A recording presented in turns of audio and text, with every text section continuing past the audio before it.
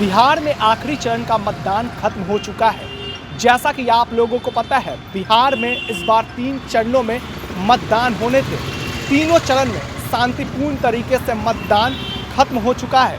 हालांकि आगामी 10 नवंबर को नतीजे आने वाले हैं, लेकिन उससे पहले ही राजद नेता मनोज झा ने यह ऐलान और दावा कर दिया है कि इस बार हम अद्भुत तरीके से और पूर्ण बहुमत से जीतने जा रहे हैं और हमारी सरकार बनने जा रही है। उन्होंने एनडीए को घेरते हुए कहा कि इन लोगों ने पूरी तरह से आम जनता को बेवकूफ़ बनाने की कोशिश की, लेकिन जनता इन लोगों को चेहरे को पहचान चुकी है और इस बार हमारी सरकार को और हमें काफ़ी सहयोग मिला और इस बार हमारी सरकार बननी तय है। आप खुद सुनिए मनोज झा का क्या कुछ कहना है। एग्जिट पोल वगैरह ये चौंचले होते हैं, मुबारक, लोगों ने किया मेहनत, उसके नतीजे भी।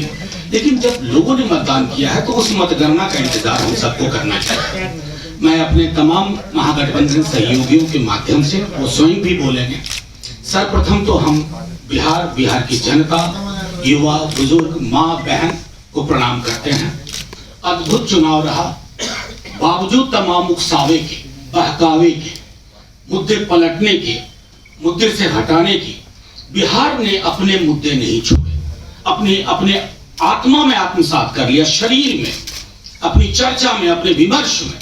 इसलिए नौकरी, दवाई, पढ़ाई, सिंचाई, आशा कर्मी, आंगनबाड़ी सेविका, सहायिका, जीविका दीदी, रसोईया गण, उसके अलावा संविदा कर्मचारी, समान काम समान वेतन, कर्पूरी श्रमवीर सहायता केंद्र, ऐसे मुद्दे जो एक आमूलचूल परिवर्तन का आगाज करने की घोषणा कर रहे हैं, बिहार ने उन मुद्दों को नहीं छोड़ा।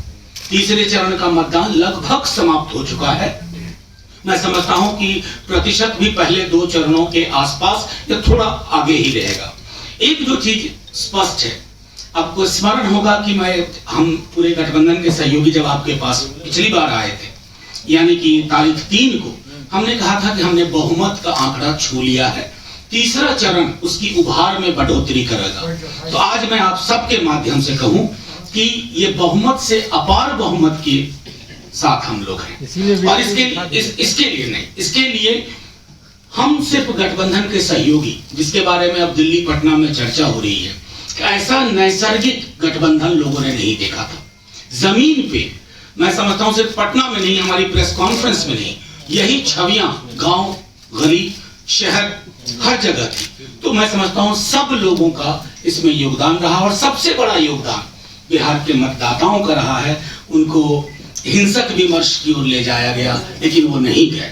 मैं पुनः एक बार इतना से कह करके बात खत्म करूंगा कि ये बदलाव की जो संकल्पना महागठबंधन ने की थी, जिसको बिहार ने हाथों हाथ लिया, आज उस संकल्पना के पूर्ण होने में महज 48 घंटे अब बाकी हैं। कल का 24, परसों का 24, 48 कुछ घंटे आज रात के जोड़ लीजिए। उसके बाद बिहार में अपने सरोकार की सरकार बनेगी और महज सरकार नहीं बदलेगा, सरोकार बदल जाएंगे बिहार के। आप सबका पुनः बहुत बहुत धन्यवाद। और मैं ये जरूर कहूंगा कि बिहार के मतदाताओं ने पूरे देश को एक तरह से अलग जगह करके दिशा दे दी है। अब कहीं भी चुनाव होंगे, लोग कहेंगे मेरी रोटी, मेरी थाली, मेरे रोजगार, मेरे स्वास्थ्य, मेरी शिक्षा पर बात करो। आसमान में टंगे हुए मुद्दों से पे हमें बात नहीं करनी है। जैसा कि आपने सुना, महागठबंधन के लोगों ने अभी ही दावा कर दिया है कि हमारी जीत तय है। अब देखना काफी दिलचस्प होगा 10 नवंबर को जब नतीजे सामने आएंगे तो कौन बनता है मुख्यमंत्री और किसके सर पे होता है ताज। ऐसे ही तमाम अपडेट्स आपको HS बिहार देते रहेगा। अभी के लिए फिलहाल इतना ही। नमस्कार।